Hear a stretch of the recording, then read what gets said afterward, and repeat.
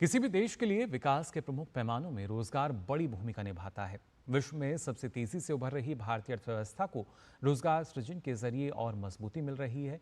2014-15 से 2023-24 के दौरान अगर बात की जाए तो रोजगार के लगभग 17 करोड़ की इसमें वृद्धि दर्ज की गई है।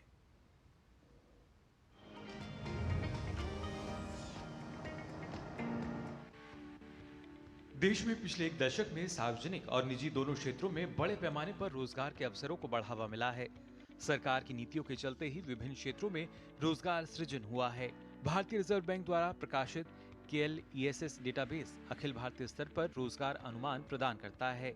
डेटाबेस के ताजा आंकड़ों के अनुसार देश में 2014 और 15 में रोजगार 47.15 करोड़ की तुलना में 2023-24 में बढ़कर 64.33 करोड़ हो गया।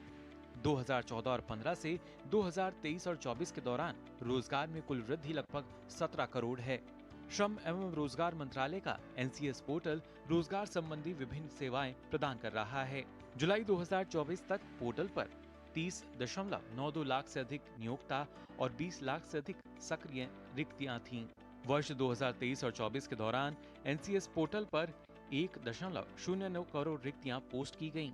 2015 में इसके शुरू होने के बाद से पोर्टल पर जुटाई गई कुल रिक्तियों की संख्या 2.9 करोड़ से अधिक है। रोजगार सृजन के साथ साथ रोजगार हासिल करने की क्षमता में सुधार करना सरकार की प्राथमिकता है। केंद्र सरकार के विभिन्न मंत्रालय और विभिन्न रोजगार सृजन योजनाओं और कार्यक्रमों को कार्यान्वित कर रहे हैं। इसके साथ ही बेरोजगारी दर भी 2017-18 में 6% से घटकर 2022-23 में 3.2% के निचले स्तर पर आ गई है, जो इस बात का संकेत है कि देश में लगातार रोजगार सृजन हो रहा है। Bureau report, DD news.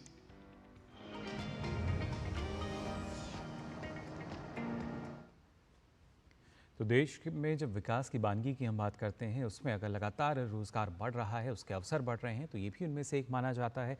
लेकिन किस तरीके के अवसर हैं और रोज़गार में जो इजाफा हो रहा है, इस पर और ज़्यादा चर्चा के लिए हमारे साथ स्टूडियो में खास मेहमान मौजूद हैं। उनका परिचय आपसे करा दें। हमारे साथ मौजूद हैं अमित निर्मल जी। आप उप महानिदेशक हैं रोजगार के श्रम और रोजगार मंत्रालय में। बहुत बहुत स्वागत आपका अमित जी। सबसे पहले जानना चाहेंगे किस तरीके से अगर 2013-14 के मुकाबले हम देखते हैं, 14-15 के मुकाबले देखते हैं, कितना इजाफा जो है वो अब तक दर्ज किया गया है, जो ताज़ा आंकड़े आए हैं? देखिए, हमारे देश में जो रोज़गार बेरोज़गारी के आंकड़े आते हैं वो पीरियोडिक लेबर फोर्स सर्वे जो ministry of statistics and programme implementation करता है, सबसे पहले तो उस सर्वे से आंकड़े आते हैं जी। और उस सर्वे के जो आंकड़े हैं वो एक्चुअली सर्वे 2017-18 से शुरू हुआ था। तो 17-18 से अगर हम देखें तो रोज़गार के क्षेत्र में बड़ी प्रगति हुई है जी। रोज़गार के क्षेत्र में पिछले 17-18 से 22-23 तक का जो डेटा हमारे पास अवेलेबल है उसमें 10% की बढ़ोतरी रोज़गार में हुई है। और अगर अनएम्प्लॉयमेंट की बात करें तो अनएम्प्लॉयमेंट 6% जो 17-18 में था वो अब 22-23 में आके 3.2% हो गया है जी। तो इस तरीके से रोज़गार भी बढ़ा है और बेरोज़गारी कम हुई इस पर पीरियोडिक लेबर फोर्स रिपोर्ट जी। लेकिन अगर क्लेम्स की बात करें जो RBI का डेटा है, ये 1980 से ये डेटा प्रकाशित है और इसके अंदर भी पीरियोडिक लेबर फोर्स सर्वे से डेटा लेकर एस्टिमेट किया जाता है कि कितना एम्प्लॉयमेंट हमारी कंट्री में है, नंबर, क्योंकि पीरियोडिक लेबर फोर्स सर्वे रेशो देता है और RBI हमें नंबर देता है जी। तो RBI का डेटा ये बताता है कि 14-15 से अगर कंपेयर करें 23-24 तक तो तकरीबन 17 करोड़ एम्प्लॉयमेंट अपॉर्चुनिटी जनरेट हुई है हमारी कंट्री में इस पीरियड के दौरान। जी बिल्कुल। और खासतौर से जैसा आपने कहा कि जो बेरोज़गारी में एक बड़ी गिरावट जो आई है, उस बात का सीधा संकेत है कि रोज़गार के अवसर बढ़ रहे हैं। लेकिन अगर बात की जाए जिस तरीके से श्रम और रोज़गार मंत्रालय का जो एक पोर्टल है उसके ज़रिए भी हम देखते हैं, उस पर भी लगातार जानकारी दी जाती है कितनी रिक्तियाँ हैं, तो वहाँ भी कहीं ना कहीं जो अवसर कितने हैं रोज़गार के, इसकी जानकारी मिलती है। बिल्कुल मिलती है। ये जो हमारा नेशनल करियर सर्विस पोर्टल है श्रम और रोज़गार मंत्रालय का, ये 2015 में माननीय प्रधानमंत्री द्वारा लॉन्च किया गया था और इस पोर्टल पे अगर पिछले 2015 से देखें तो 3 करोड़ से ज़्यादा वैकेंसीज आई हैं। लेकिन इसमें से 1 करोड़ से ज़्यादा वैकेंसी तो पिछले साल 23-24 में ही आई है। तो वैकेंसीज की बढ़ोतरी हो रही है, हर महीने 14-15 लाख वैकेंसीज आती हैं और 30 जुलाई को तो पोर्टल ने 20 लाख एक्टिव वैकेंसीज भी टच किया मतलब एक्टिव वैकेंसीज मतलब जिन वैकेंसीज पे जॉब सीकर अप्लाई कर सकता है उस वक्त, क्योंकि वो कुछ टाइम बाद एम्प्लॉयर वैकेंसीज क्लोज कर देता है जब वो उसकी वैकेंसी बढ़ जाती है या उसको ज़रूरत नहीं होती।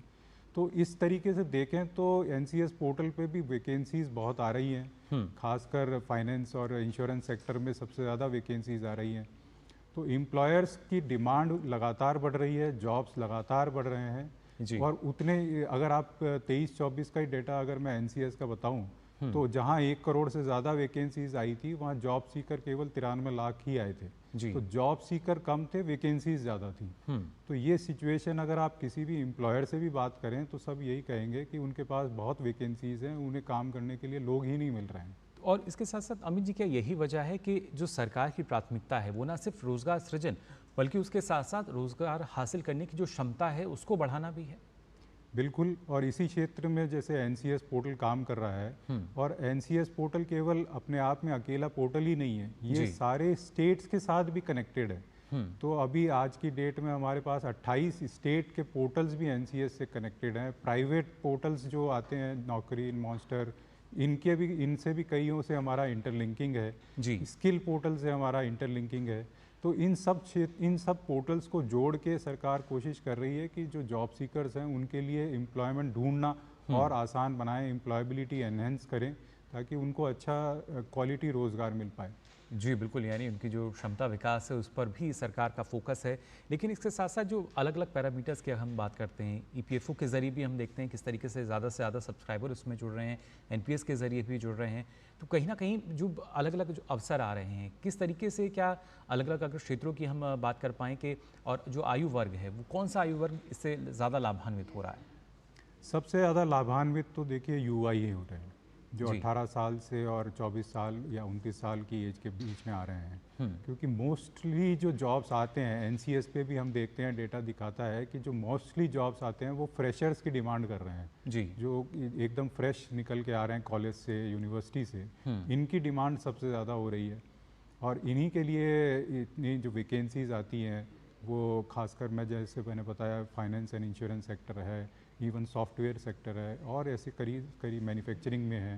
तो इन सेक्टर्स में काफ़ी वैकेंसीज युवाओं के लिए एनसीएस पोर्टल पर आ रही हैं। जी बिल्कुल, तो किस तरीके से आता है, और साथ ही हम यहाँ बात कर रहे थे कि किस तरीके से सरकार की तरफ से जो लगातार नीतियाँ बनाई गई हैं उनके चलते रोज़गार के अवसर लगातार बढ़ रहे हैं। इस बारे में और भी जानकारी अमित जी से आपसे मैं यहाँ लेना चाहूँगा, क्योंकि जो नीतियाँ हैं वो काफ़ी कारगर रही हैं, जो सरकारी पहल रही हैं अब से ज़्यादा पहले की अगर बात की जाए, और ख़ासतौर से एक दशक की भी अगर हम बात करें तो इसमें हमने देखा है कि कैसे अनेकों रोज़गार के जो अवसर हैं वो निकलते हुए नज़र आए हैं।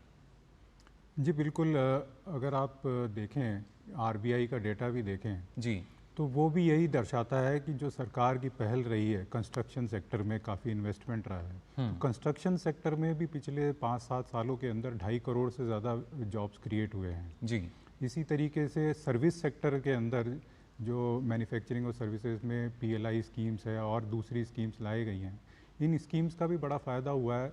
सर्विस सेक्टर के अंदर अकेले में ही 5.5 करोड़ से ज़्यादा वैकेंसीज आई हैं पिछले कुछ सालों में।